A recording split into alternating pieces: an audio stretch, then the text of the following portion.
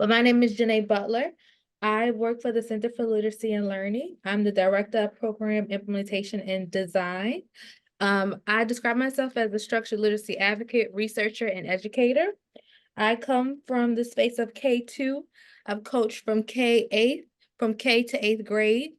I was a curriculum specialist, so I would vet a lot of curriculums for my schools as far as, what curriculums were best as far as literacy.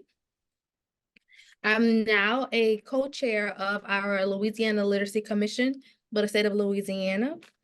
So I do a lot of things, all things literacy as far as advocacy, policy, research, and design as far as the science of reading.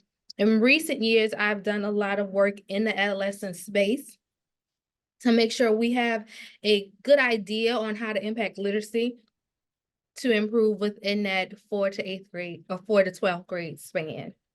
So let's get started because I have a lot to share. So welcome. If you have any questions, please put them in the chat. So today we're going to talk about just how do you impact, or what is the understanding of fluency instruction and how does it impact all of the areas of literacy when we think about our students who are in that 4th to 12th grade span, especially in the area of fluency. So you're going to leave today with some actionable steps to be able to implement the effective literacy evidence-based practices within your classrooms to foster those proficient readers for 4th to 12th grade. So what are the expectations of adolescent learners? I like to always start this conversation off with the expectations, because by the time they get to a 4th grade classroom, really up into high school, there are a lot of outcomes that we want as far as educators, but we don't necessarily think about where they're coming from and how their literacy journey has brought them to where they are today as far as being a proficient reader or a non-proficient reader. So we always say in the literacy space that by the time you get to 3rd grade or from K to 3, students are learning to read, but of course by 4th grade, you're reading to learn. So a lot of that information that we expect our students to know comes from a space of being independent thinkers, learners, and readers. So when we get to the upper elementary area, it becomes more rigorous.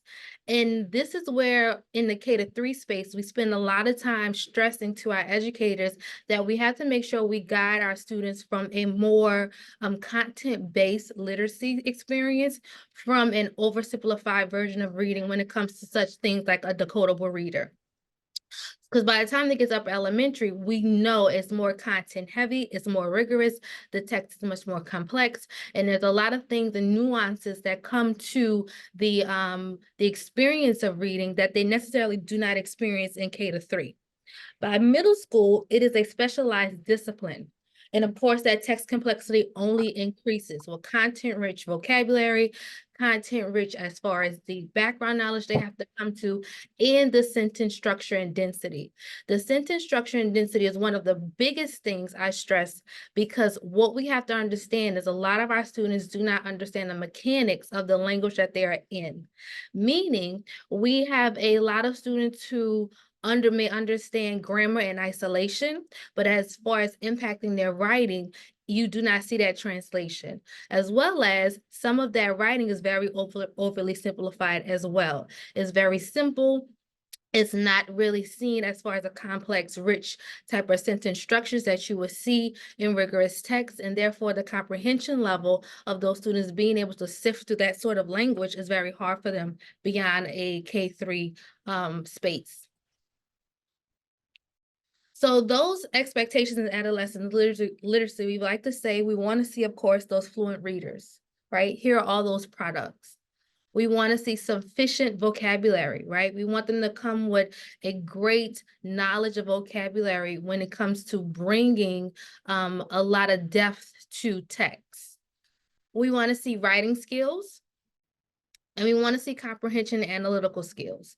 And those analytical skills come from being critical thinkers, being independent thinkers. Writing skills come from being able to understand the text, and not only understand that text, be able to bring the nuance to the text to then write about it. I can't write about what I don't know. And if I don't have the background knowledge, if I don't have the skill set to be able to get through a text and then bring my own thoughts to that text, writing will be incredibly hard for our students. So these are the products that we really think about, being able to give a comprehensive body of work when it comes to a style of writing and being able to produce that for you as educators, and then being able to understand that if I don't necessarily have that sort of product, what are the processes that are in place or that needs to be in place to make sure that I am, as an educator, providing the correct instructions so that the product can happen. So we're going to really talk about what are the processes that we have to consider in order to reach the products and outcomes that we want as teachers. So when we talk greatly about today, one thing that I really start off with is fluency, and that's what really this discussion is about. And fluency at its every layer. So I'm going to step back into a K-3 space and explain fluency from that aspect, because of course, by the time they get to third grade, they should be fluent readers. So when we think about fluency, if you look at the simple view of reading, fluency is being anchored into two spaces, right? You have it on the side of printed word recognition, you have it on the side of language comprehension. For fluency on the printed word recognition side, we're looking at accuracy, right? So fluency has 3 layers. And that first layer, when it comes to fluency, to become a fluent reader, that first layer is accuracy, being a good word reader. Is it automatic? At first, I'm a good decoder, then I become a good word reader as far as it being very automatic, so I have the accuracy. However, in first grade, we tend to like to stay in that accuracy space, and we don't branch off more into the other layers of fluency. And that next layer being within the comprehension, the language comprehension lens, is being able to have the rate. And this is where our second grade teachers stay. That rate of, does it sound like speech? Does it sound like language? Is it effortless? Is it a space where I'm able to understand as if I am speaking? So what we tend to say is that if our students are reading too fast, our brain cannot process that. If we're reading too slow, the brain cannot process. It has to sound like the rate of speech. So in second grade, we tend to look at fluency from the rate space. Do they have the rate? A lot of teachers or a lot of students, they become speed readers. So we know for sure that they're not comprehending because they're reading too fast. And then the next layer is the prosody, the expression. It's the inflection, it's the tone, being able to pause, being understanding that someone is speaking now and it's now a conversation. Is that there? So at its core, fluency is anchored in both spaces. However, we have to understand what layers of fluency our students are at to be able to attack fluency and to be able to intervene. If we don't have all 3 layers at its core solidified, then that's where we have a deficit in fluency. So the thing that I like to ask a lot of my educators when they're in that upper elementary space, what layer of fluency are they fluent at? What layer of fluency are they deficient at? Do you know how to assess that? Specifically in high school, it is much more significantly important for a teacher to be able to understand that fluency at its core may not be solidified for that particular student. So we have to get into a space of being able to provide that sort of training for our upper elementary and really our high school teachers who necessarily should not ideally be dealing with a fluency aspect within the learning. So when we think about having a proficient reader and we know that that particular student isn't reading, we have to look at fluency. We have to be able to assess it. We have to be able to pull apart the pieces and the layers of fluency and really target what area of fluency we should be intervening at. So when we think about that, when we think about being a true reader, having a skilled reader, it's no longer a non-linear progression in a adolescent space. We're now taking a comprehensive approach to literacy instruction.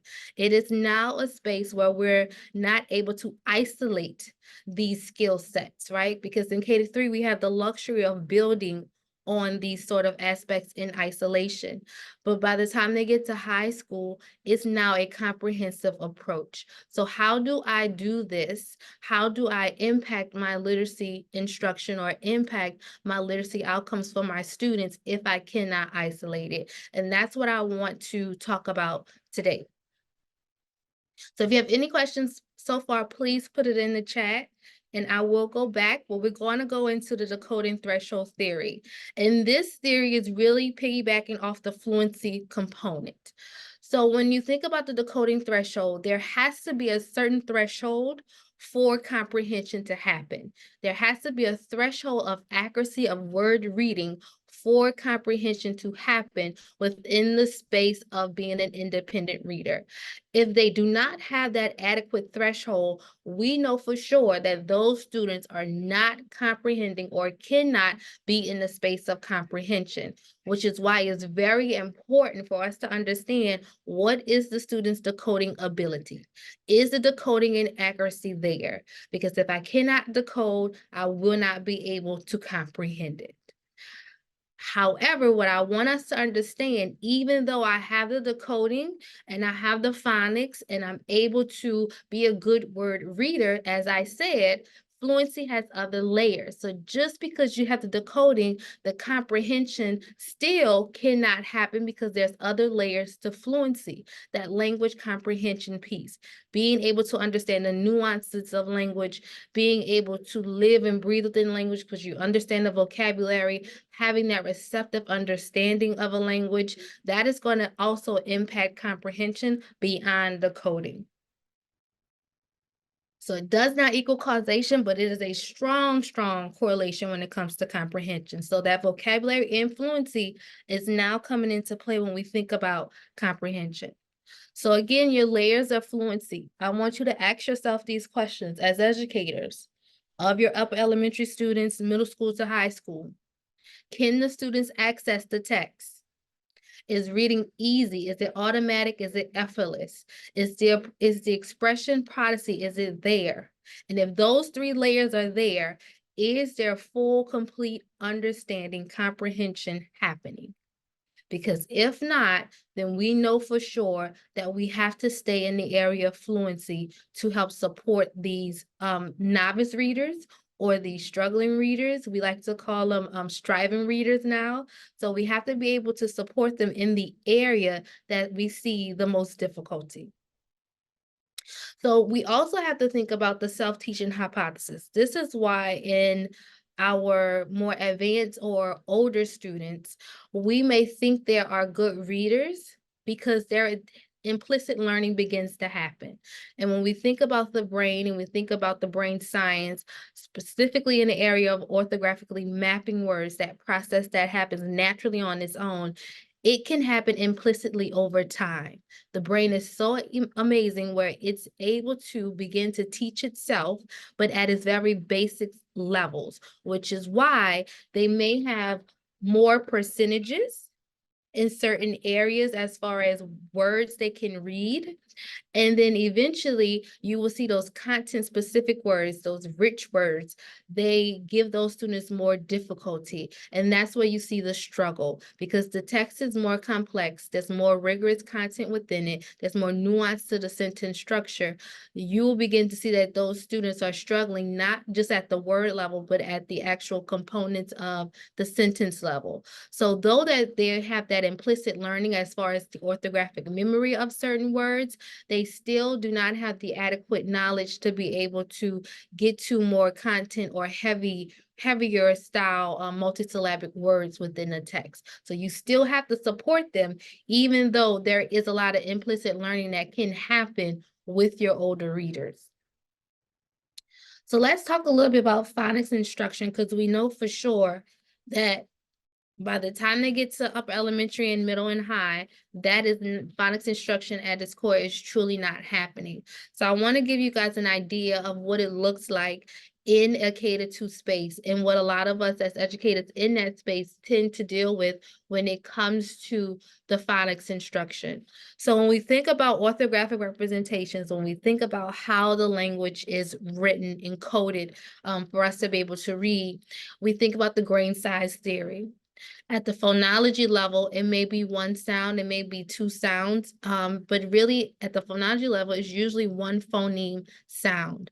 However, when we move past the kindergarten space into first grade, that grain size as far as the orthographic representations, those graphemes, they now become much larger, and they also begin to have a graph phoneme can have multiple representations using multiple phonemes. So for example, I have the phoneme ah on the screen, and A, it should be long A, I'm sorry.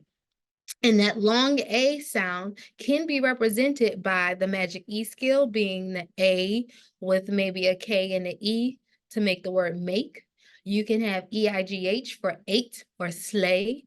You can have EY for the word gray or hay. You can have AY for like tail or pale. So you begin to see that you have multiple representations for one sound. And it now becomes essential for that novice reader to understand that when I see these particular patterns or graphemes, that I know what phoneme to pull on. So we provide explicit instruction in these areas. And if your students leave this space, leave first grade without this knowledge, without an adequate bank, an exhaustive list of phonics instruction, if we do not have that, then you're going to see a lot of errors in that most basic layer of fluency, in the accuracy space. So when we think about the consistency of the phonology in the orthography, it can be inconsistent and unreliable. That's like though and tough, cough and dough, pie and tie. You begin to see that some things are very consistent, and then it becomes very inconsistent. That orthographic structure becomes unfamiliar. So you have to start to begin to teach the exceptions, that we like to call them, within the language. How do I do that? How do I get that consistency for my students? And that's what we tend to deal with in that K-2 space. And it really ties down to having our students be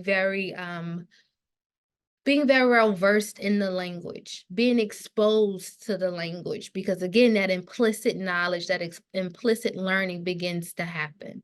So when we think about the grain size theory, for phonological recording to be successful, children need to find shared grain sizes in their language's sound symbol system or orthography and phonology that allow for a straightforward, unambiguous mapping between two domains. So this has to happen. It sounds a lot, but basically we have to make it as transparent as possible for our learners. So it ties down to that explicit instruction. And if I am an upper elementary, middle to high school teacher, and I am not familiar with phonics instruction, this becomes incredibly hard for me to be able to make something that I feel at this point in their literacy journey, my students should have such adequate knowledge. I do not necessarily have to show up knowing this style of literacy teaching. Therefore, it's very hard for me to teach that transparency that needs to be there. So it does come down to a lot of understanding on the end of the teacher. How do I get the knowledge? How do I get the training? How do I advocate for it? Do I have people in my school buildings who have that knowledge? Where can I go to get that knowledge? And that's why a lot of you are here today. So when we think about the grain size theory, again, here's another spreadsheet or an example of what that looks like, how those grain sizes advances. When we think about our phonemes within our language, we have 25 phonemes as far as the alphabet, the transparency of it, to 26 graphemes, right? C being not having its own distinct sound. Either sounds like K or it sounds like an S, right? Or that soft C or that hard C. So you see 25 phonemes to 26 graphemes, but we know, particularly in the science of reading space, we have 44 graphemes, some argues 45. So now you have a much larger context of those phonemes, and now you have all of these grapheme combinations, all of these letter combinations that could happen for those individual 44 to 45 phonemes within the language. And I see I have a raised hand, so I'm gonna pause. And let me see if I have any questions. Any questions so far? Amanda? So I did have one question that came through the chat, Mm-hmm. not through Q&A. It said, for private interventionists who meet with their students twice a week, how would you address fluency? I already model fluent reading, scoop sentences, address pace, accuracy, expression. And I don't know if you'll get to that in the presentation. So for out, and this is an independent specialist, like outside the school building, I'm assuming. I think so, yes. So Mhm. as far as addressing fluency, like I said, you would have to assess, right? Assess where they are within that fluency area. And also go into the space of being able to then find the adequate interventions that will help lift either the accuracy, the rate, or the expression. One of the things I like to tell my teachers who are in the classroom, and this could help a private practitioner, is to look into the Florida Reading Research Center, and they actually pull out fluency at every layer. So it gives you those interventions for each three of those layers, and to use those to help that.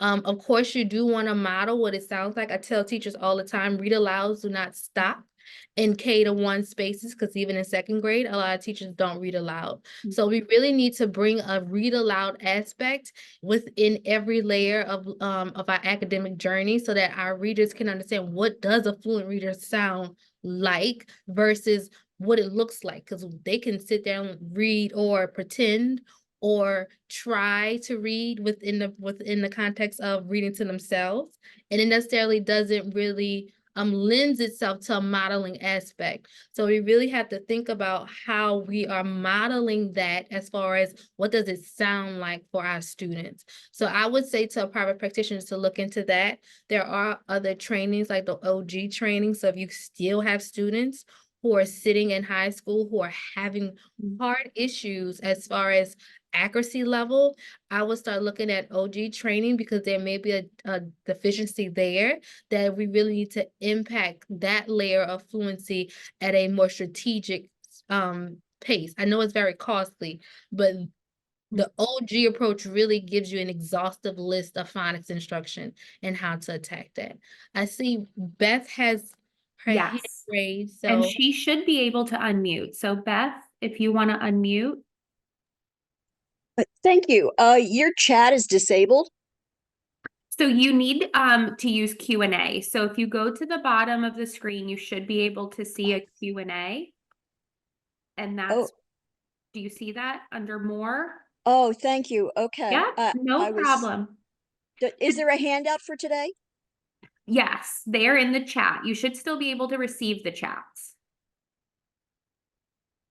No, it says it's disabled. So Okay. I'm not getting anything. Okay, so and, we'll fix that for you. Thank you. Did you and have a question, Beth?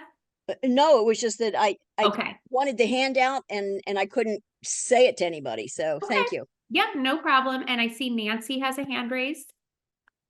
Hi, I just wanted to jump in. I'm here mostly because of this presentation, and I just want to quickly say I work with two high school students that are not fluent readers. I'm a private tutor, and I can't even get the high school teachers to look at their 504s and Mhm. implement the 504s. So the idea that a high school teacher could do any of this, have this background knowledge in order to work with their kids. I'm hoping you're going to address this, but sort of the what I can tell these high school teachers to do with these kids so they can still access the material they need to read to learn, because they have not learned to read. Yeah. So I'm hoping you're going to touch on that, because the reality out there in so many schools is we can barely get science of reading K2, but by the time they get to high school, they just need to have access to either text to speech, or I just hope that you're going to touch on that a little bit. Thank you. Yeah, so I'm definitely going to speak on that for sure. One of the things that we have to take into consideration when we think about particularly in the high school space, there are a lot of layers to this outside of just the academics, right? There's the scheduling. There may not be a lot of scheduling leaning or lent towards being able to do a lot of this work, right? So you may not have interventionists or an intervention block space. You may not have the people or the bodies in there. That's what the advocacy really comes into play. And now that we kind of have a handle in the science of reading space on our K-3 educators, it's now at our really call to action to really start looking at those kids who we know have missed the chance of having such adequate instruction, and a lot of our educators as well not having a lot of that training. So what I tell a lot of, and I'm gonna just give it on the front end since you asked that question, Nancy, a lot of what we have to do in high school is to be able to front load this information. Whether that, and when I say front load the information, I mean front loading the content within the text. Whether while we work on fluency or while we work on the areas of decoding or phonics. So this means that I have to be able to give my students the information, whether it is a text to speech, whether I have time to read and play with this passage over and over and over again, where it's read to them, where they're able to talk about it, where I'm building background knowledge. This should be happening in any traditional classroom.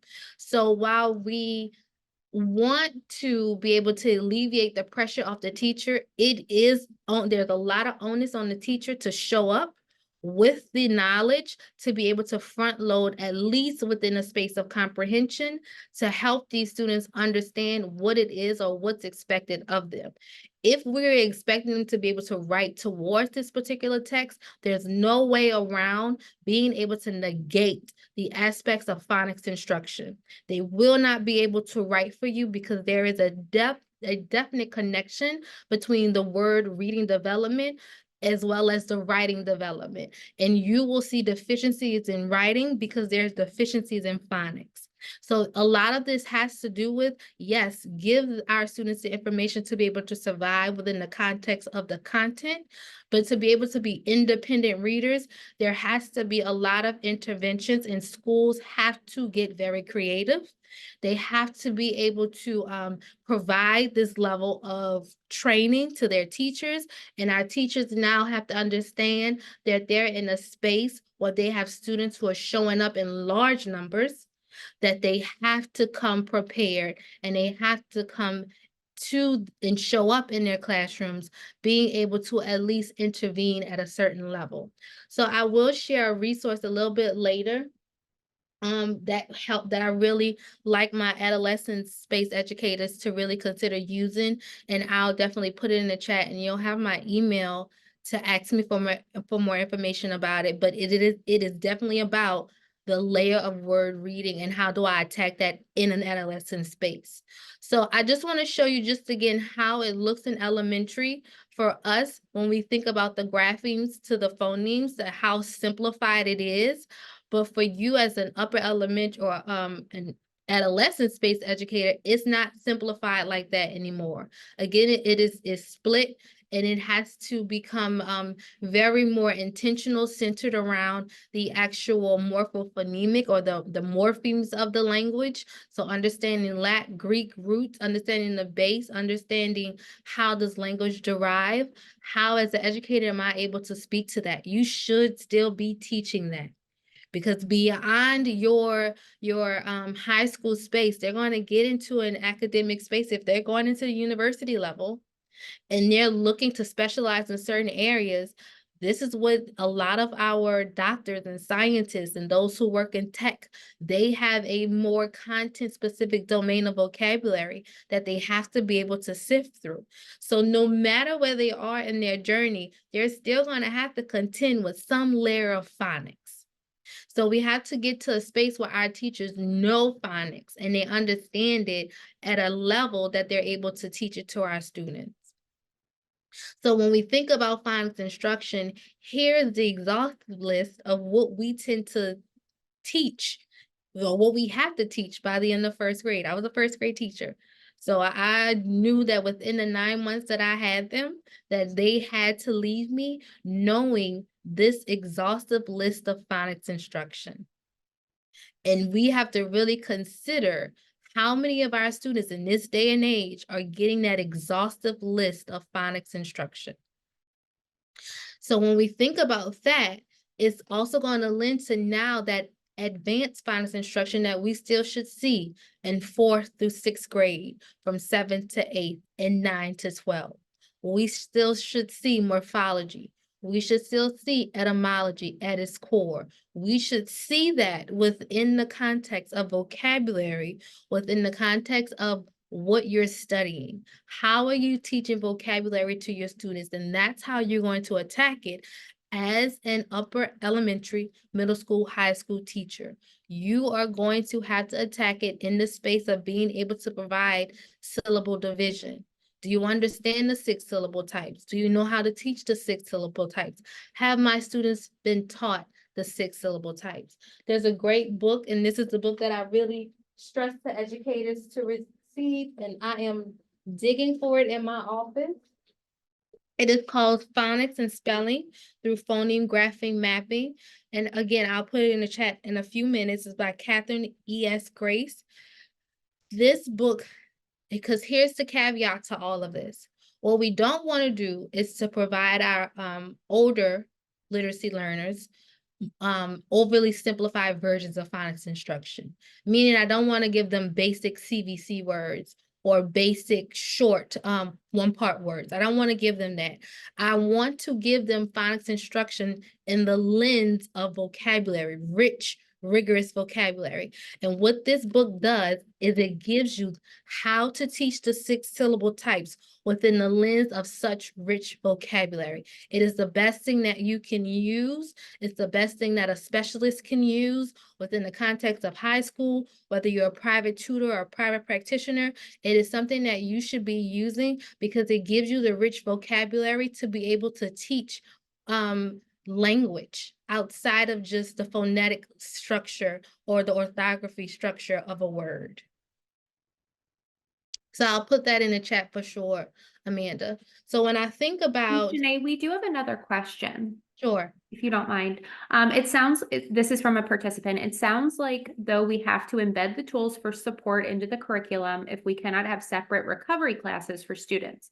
I worry that using text-to-speech and other tools will only give them content, but still not enable them the transfer skill of reading and writing. Correct. The bottom line is that we really have to shift content areas, teachers thinking that they are just teaching content. Those days are over. Correct. Absolutely. That's 100. It is correct. I mean, previous generations, we were able to get away with just showing up and teaching just the content. And now we're seeing the deficit. And I think it's really, we know it was beyond COVID, right? But we're really starting to see it because a lot of us, we're so ingrained in tech, ingrained in technology, right? We're ingrained with reading, having the audiobooks. And it's become this space of where we're now contending with technology and just the idea of actually being able to read on our own. You know, technology allows us to have the convenience of the conveniences of the world. And now we have to really be able to say that no, technology has its space, but it does not have a place in the context of teaching a novice reader. Right? If you are a strong reader, we know you're a good reader, you're a good writer, have at it, have an audiobook. But if I know that you are struggling, text-to-speech is really not a space that I want to say to land in for a novice reader. It's great for front-loading information, but as far as getting them to be actual reader, that's not going to happen. And of course, it's going to impact your writing. So teachers really have to understand now they no longer have that luxury to just show up and teach content. And that's just a hard pill to swallow. We have to change. And I know that a lot of the things that we're asking our educators to do now, the pay isn't there, right? We're asking a lot of things, but the policy isn't matching with the actual pay that we are giving our teachers. And that has to change too. It has to balance itself out. Those expectations have to align to what we're paying our teachers. Yeah, it's a whole nother world now.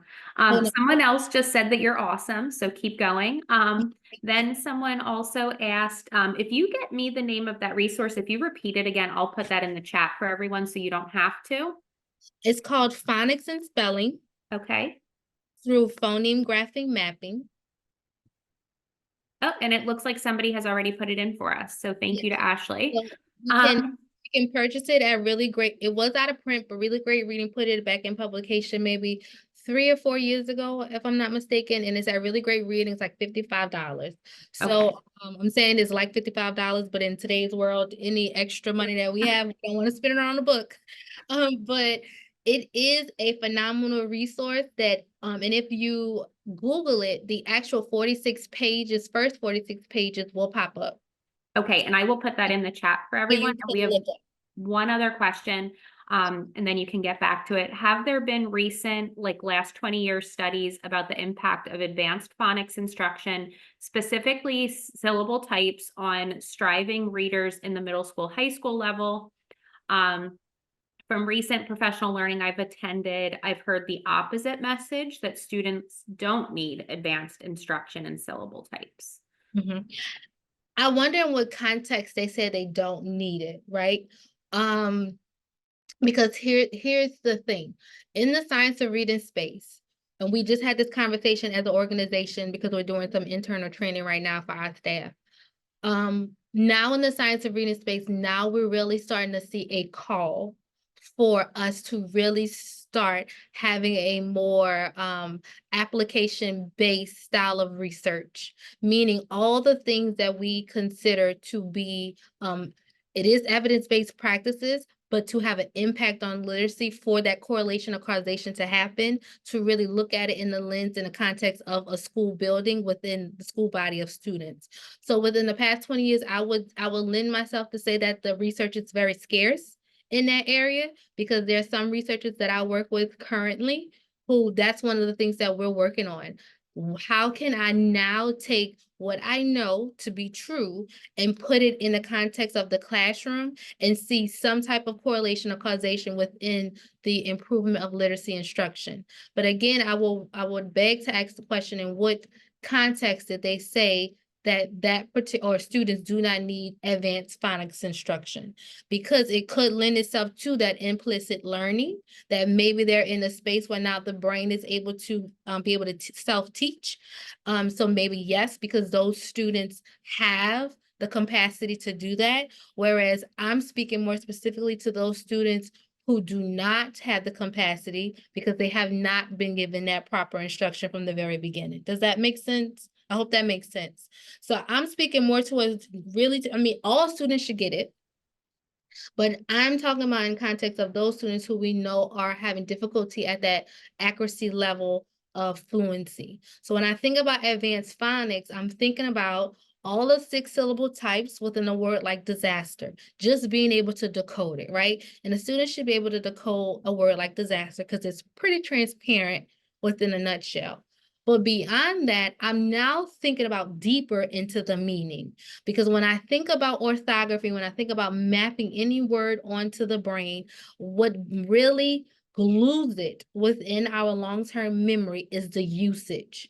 And that is where we're struggling with a lot of our students. They may have the surface level knowledge of words, but it's the usage and the meaning that glues it to the brain and to be able to comprehend it within a text. So when I think about disaster, am I pulling it apart in such a way that I am now giving it so much meaning that when I give another word like disease, that the student knows that word? First of all, it's in everyday language, but secondly, it is ill-gotten, right? Or there's an illness within the body. When I use etymology, I am unlocking other words for my students so the implicit journey of learning can happen. So if I give them the tools within the context of words, because I can't teach all words, but if I teach etymology at its core, I can give my students the tools to then when I come to more difficult words that may have these morphemes within it, they have the context to then be able to decode it and understand it and use it. And that's what we want. It's not necessarily giving them an oversimplified version of explicit phonics instruction. It's now about giving them meaning to live within the language. This is not only going to help your general ed students or your struggling or striving readers, it's also going to also help your students who are new to the language, especially those who come from a language where it's a morpheme-based language like Mandarin. They live and thrive off of meaning. It is not a sound-based language for them. Their native language is not sound-based, it's morpheme-based. So now that we have more diverse population, you're also now having to contend with being able to teach the language within itself to your students. So I want you guys to really understand that you're not just helping those striving readers, you're going to help all readers when you start implementing some of these practices. So when we think about fluency, we need to start thinking about where's my journey as an educator in phonics? Do I have the capacity to teach phonics? And if I don't, then I need some level of training within it. And I'm not talking about your K-3 sort of phonics, because I feel like that should be a more of an interventionist or a specialist space, but I'm speaking more to that advanced portion of the morpheme and etymology that you should have in an adolescent space. You should have that layer within the vocabulary structure that you're teaching. So let's go into comprehension because I think I'm kind of 15 minutes, Amanda, within. Yeah, so around 11, we can stop for more Q&A if you're good with that. Yes, I am. So when we think about proficiency, we have to think about comprehension, of course. So I want you to think about all those subgroups. I want you to think about the NAEP scores. We like to talk about NAEP. So I want you to think about those areas too and the impacts, because again, we have to think about how we're teaching all students and not just our striving readers or striving or struggling readers. So proficiency, is that proficiency there within fluency? Within the context of fluency, is that there so that comprehension can live? So again, that nonlinear sort of progression. Can I now have a comprehensive approach to that instruction now that the phonics is there? So now that I have contend with phonics and what I should do with phonics, we're going to talk more about the comprehension. We're going to assume the decodability is there. We're going to assume the fluency is there. But we have to also think about the vocabulary knowledge, which that advanced phonics instruction will lends itself to, is the vocabulary knowledge. We also have to think about how are we developing critical thinkers? And one of the things I want to put out there is that your critical thinkers, you cannot have critical thinkers if you don't have students who are able to express themselves and express themselves within the context of a school building in a professional or in an appropriate manner, in an appropriate age level manner, right? Because what we do in early childhood, we cultivate literacy through oral language development. It's a lot of expression, it's a lot of teacher-student talk, a lot of student talk.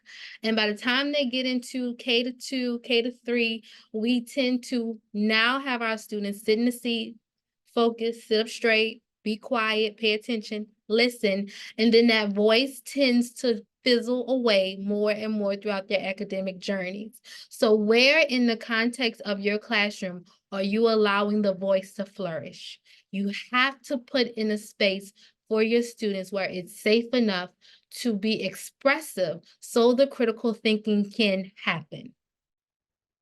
If you have great quality student discourse, along with being able to understand how to take student discourse and allow your students to take great notes, you will then form not only good critical thinkers, but good writers. Because if I can speak to it, I can write about it. The first stage to writing is you have to be able to speak about it. So where in your engagement within literacy are you allowing your critical thinkers to flourish in the space of having a voice? So we have to make sure that we're allowing that voice to be there. Another layer to this is cognitive flexibility. Are they flexible enough within the process? Because remember at the beginning, I talked about the product and the process. The process is the cognitive flexibility to be able to move throughout a text, meaning I'm able to shift my task and my focus. And if I am not fluent, meaning at the accuracy, prodigy, or the rate level, I'm going to be contending with just trying to get the graphing phoneme connections. I'm not going to be able to shift domains in the space of semantics and syntax.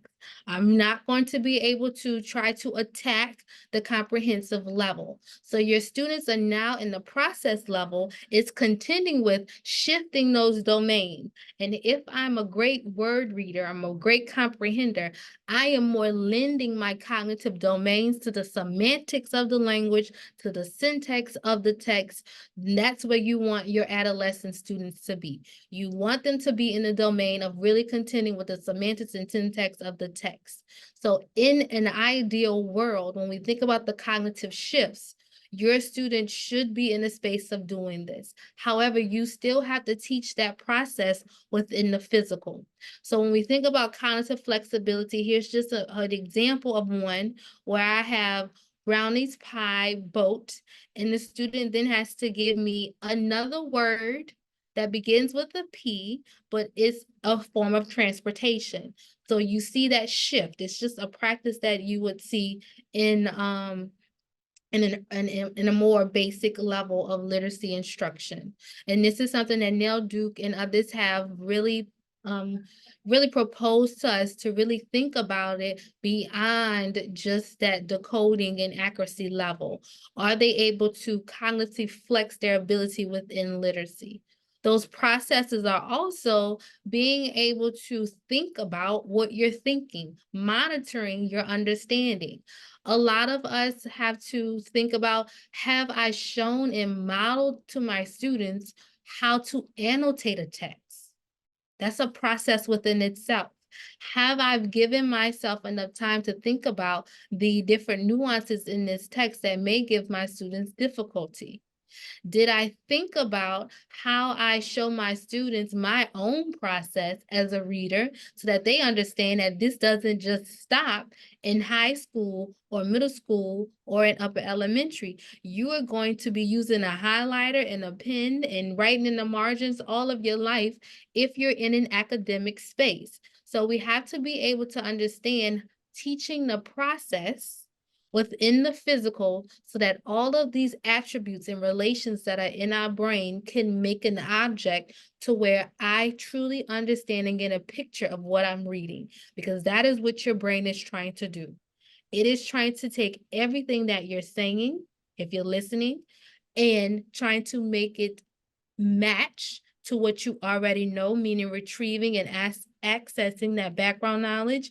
And it's the same to be true when you're reading. I am accessing what I already know, that background knowledge, to get to that full comprehensive view of an actual picture to comprehend what I'm reading. So how are you teaching that monitoring process of understanding what I am reading?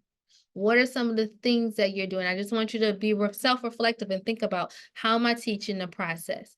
And that process can be as simple as teaching sentence level comprehension. Sentences, when you think about text complexity, it's the density, it's the length, it's the structure, it's the cohesive ties, and the connectiveness of the text. The more dense it is, the longer the sentences are, that's how complex that text will be. How am I teaching sentence structure at its core to my students? Because here's the honesty, the transparency. In K-3, K-2, it is simple sentences. You may touch in K-2 compound sentences. That's the nutshell, the mechanics of what they're receiving in the K-2 space. So that means they've never seen compound complex. They've never seen complex sentence structure. And the sentence structure that shows up in the body of work in adolescent space is lending itself more to a compound complex and complex sentence structures that they've never seen before. So not only do you have to deal with the word reading, the sentence density, the sentence levels of exposure has to be taught. So this is one of the things I stress the most to my adolescent space teachers as far as literacy, is that you have to teach sentence structure and the mechanics and pulling apart that sentence, so much so that you get so much meaning that those students really understand what that author is saying. Because the author is bringing nuances, it's bringing its voice, bringing their themes, it's bringing all of these elements to create a body of work. And we know how fancy some of these authors can be. And that will lend itself to more dense type of style of writing. So when we think about text structures, you also have to consider that a lot of our students are really stuck in a narrative space of a conflict and a problem and a resolution for as a purpose of entertainment versus the purpose of inform, explain type of text that you see in informational or expository text. So when we're in K-3, we stress the importance of giving the variety of genre to our students so that they understand that text structures play a part in the sentence density or in the actual complexity of a text. So it also comes down to the exposure of genre. How well are you teaching story elements? How well are you teaching the author's purpose? How well are we teaching that there's no longer a linear style of writing here? Right? It's more so nonlinear. It's more so now an informational text. How much of this information are you front loading on the front end about the text within itself before you put them into the text? So you should be doing a lot of processes of comprehension when you are teaching. Text identification to understand the text structure, the process of annotating that text. Did you as a teacher annotate it for yourself first? Comprehension strategies versus comprehension skills. Tim Shanahan has such an amazing article on this about teaching strategies versus the skills in comprehension. We should be teaching the strategies to lend itself to the skills. Attending to student background knowledge, explicit instruction before releasing students to work independently. How much of conversations are happening before you put them into text, front loading this information? How much of this are you having time after they've read to talk and have the student discourse to understand what your students are pulling from it or what their level of understanding is? Promoting student discourse, introducing and establishing an economy of language. So again, giving your students the voice, having an established environment where they know they have a voice. How much of that is happening within the role of comprehension within the context of literacy? So here's the call to action. Where do you start? First, you're going to start really trying to figure out your layers of fluency. Understanding and assessing that at the word level, at the passage level, at the phrase level. You're going to think about, for my students, can they just access this text? And this is for my striving, struggling readers who are still sitting in a 4th to 12th grade space, so that I can get them to a level of independent readers, so that I can start really contending with the grade level appropriateness of comprehension and understanding. So when we think about those assessments, what screeners are you using? What type of screeners are out there? So we have to understand the difference between a screener and a diagnostic, right? So when we think about a screener, when we think about assessing our students, do we have advanced spelling screeners for our advanced or older students or older body of students to really understand the accuracy level of them being able to just be a fluent reader? There are diagnostic decoding surveys on really great reading websites that are for free. There are many that if you just Google, that will pop up for you that are for free. So you really want to think about pulling those advanced screeners for your students just to get an idea of where they are. First one was really great. This one is awful. So when we think about diagnostic data for your screeners, we have to think about the use of diagnostic data to inform your instruction. Use the data to group your students based on those similar skills and gaps. Again, this is in an ideal world, right? This is in a world where you have the intervention space, you have the interventionist, but it is a call to action. Our high school students need this. Our middle school students need this. Upper elementary, this should be a breeze. You should be able to establish intervention blocks within the schedule. right? That is the best time to intervene is right now for a fourth grader, fifth, sixth grade student. Middle school, it may be a little more, it may be harder for us to do this, but you still should be able to. But our high school space, we know for sure we have to get a handle on how do I lend my schedule to be able to do this sort of work. We also have to think about student grouping in smaller numbers. So we want to make sure that we have enough targeted instruction, but that is impactful. So we want smaller numbers and not such large size classes as far as when we give those interventions. A lot of this also lends itself to the parents. I know a lot of parents get hands off by the time their students are in high school because we think they're independent learners and they can do more and they should be doing more for themselves. However, parents have to understand that they may be in a school system, district, agency where there isn't a lot of intervention space or interventionists, well, they have to go a more specialized route because they have to have a more direct, intentional style of teaching that cannot happen and live within a school building. We have to consider the also how do you target that instruction? So you work on those gaps. Those gaps are worked on, but you have to front load that core instruction. So exposure to text early, annotating together to model the process, and that is going to increase your engagement. We know that in high school, we see a lot of dropout, or we have high dropout rates, or even within middle schools, we have high dropout rates because the engagement is no longer there because those students are now conscious of their struggles. And they now know that they cannot survive and they're not successful in the space of academics. So therefore, I'm not going to show up to further embarrass myself or to feel as if I'm inadequate. So that's where you see those behaviors, you see the attitudes, you see the disruptions, you see the low engagement. To increase the engagement, you have to give them something to engage in. They cannot engage if they do not have anything to engage with. So you have to expose them to the text early, the content early, show them the annotation, the process together, even if you do this whole group. And then you don't have, and you have a mixed body of students as far as ability. Still modeling that process for all students will increase that level of engagement. So when we think about the progress monitoring, you also want to think about how am I monitoring this progress? So you go back to that initial screener. You think about those outcome measurements, that's your grade level standards. So those are those measurements that you use yearly, annually. So those are just showing, are they at a space for mastery level for grade level standards, which is applicable. They should be still tested in grade level standards and should be taught grade level standards. This also lends itself to professional learning communities.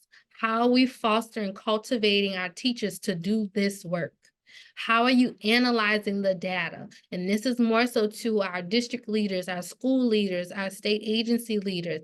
How are you cultivating our educators to do this work for more informed coaching, for more targeted professional development, to give life to what we really need to see within the context of the school building for literacy to happen? So when we think about teacher preparation and planning, based on outcome measures, students and class performance identify those who will benefit from an oral reading fluency screener, and then phonics spelling screener if the student has a low oral reading fluency. So when we think about the teacher planning, it reduces that cognitive load. How do I do that? What are you teaching explicitly to provide implicit learning? What tools are you giving to your students? And what are the methods of engagements that you're using? Those are some of the questions that I want you to consider and think about when you are trying to at least start this level of work. So I want you to think about who is responsible for teaching students how to read. And I want you to really understand we all are at every grade level. At every single grade level, we all are responsible for teaching our students how to read. I know a lot of us feel like we're not equipped to do so, but we're responsible at least to advocate not only for the student, but to advocate for yourself to say, hey, I don't have the tools and I need such tools to be able to reach and teach my students. So I hope this helps today. So my old and former title is on here. I was a senior literacy content specialist, but my email is still the same. So if you need anything moving forward, please do not be afraid to email me. Any questions that you have, I'm always available. So Amanda, if we have any questions, and I think we are right on time for Q&A.